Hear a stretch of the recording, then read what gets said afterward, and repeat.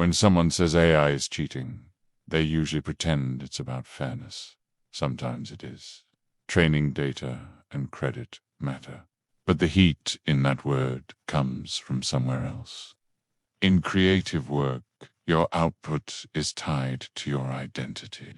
So when a machine gets close to your style, it doesn't feel like competition. It feels like invalidation.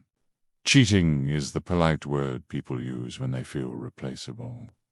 First, let's acknowledge the ethical arguments, because they are not coming from nowhere.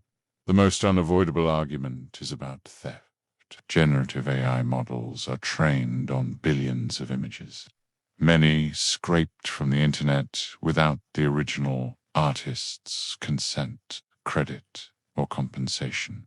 Artists are seeing styles they spent decades perfecting, fed into a machine that can then try to replicate it in seconds. From that angle, calling it cheating feels right. Then there's the argument about intent and stakes. AI can imitate style, but it doesn't want anything.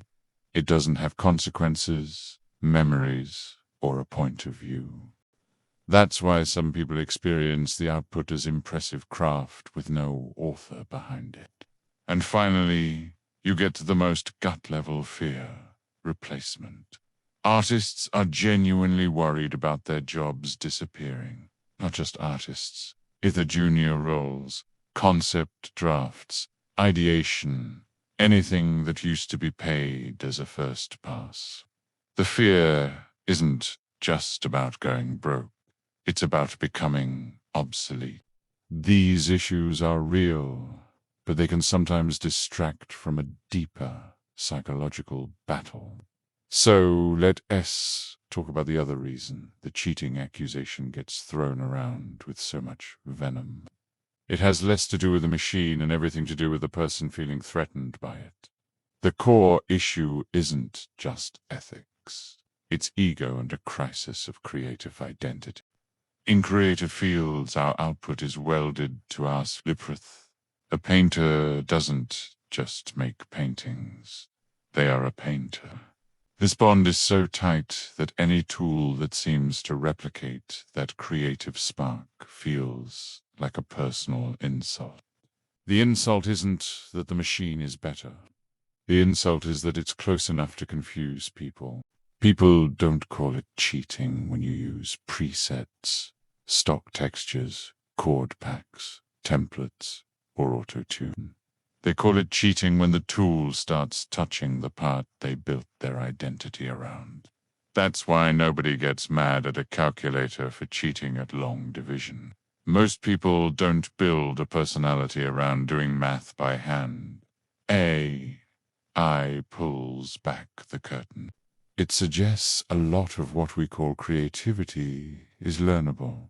Pattern memory plus taste. The anger isn't at a machine that thinks. It's at a machine that gets close enough to make special feel less mysterious. Generative AI isn't a mine. It's leverage. Fast drops at scale. Think of it like this. Someone invents the hammer. Was the hammer cheating? Did it devalue the authentic strength of the best rock bashers? No. It was a tool that amplified human intent. AI is a new kind of hammer. Using a spell checker isn't cheating, it's editing. Using a synthesizer isn't cheating, it's composing. But the hammer analogy breaks down because a hammer is unbuilt by analyzing every house ever made without permission. If you want more breakdowns of creative ego versus new tech, subscribe. I'm doing one a week. So if AI is just a tool, a very controversial one, why the existential rage? Because it exposes that uncomfortable formula. Pattern memory plus taste.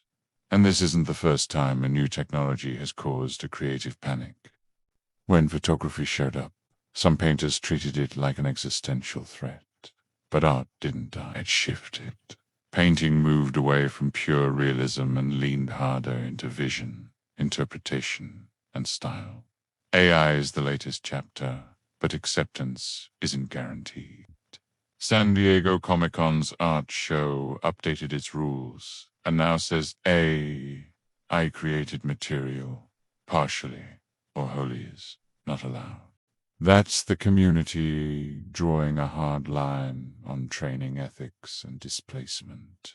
Still, many artists are adapting, using AI for brainstorming to free them up to focus on storytelling, emotional nuance, and developing a point of view.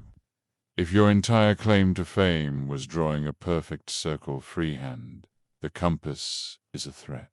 If your claim was your unique vision, the compass is just a tool. So, the next time you hear someone call a cheating, remember what that word is: hiding. The ethical arguments about copyright and data are legitimate and must be solved. Artists, including Carla Ortiz, are involved in ongoing lawsuits over training data and infringement claims tied to image generators. But the emotional fire is also stoked by a deep personal fear. It's not the fear of a machine becoming a person, but the fear that we, as creative people, are more like machines than we care to admit. It's the fear of irrelevance. It's the rage of having your magic trick explained. This holds up a mirror and shows that our genius isn't always some divine lightning strike. A lot of it is patterns we absorbed over a lifetime, filtered through taste. And that isn't an insult to human creativity. It's a clarification. It pushes us to focus on what is truly irreplaceable: our experiences, our intentions, and our stories. So I'll leave you with this. Is your problem the tool, the training it learned from, or the fact that your magic looks like a process?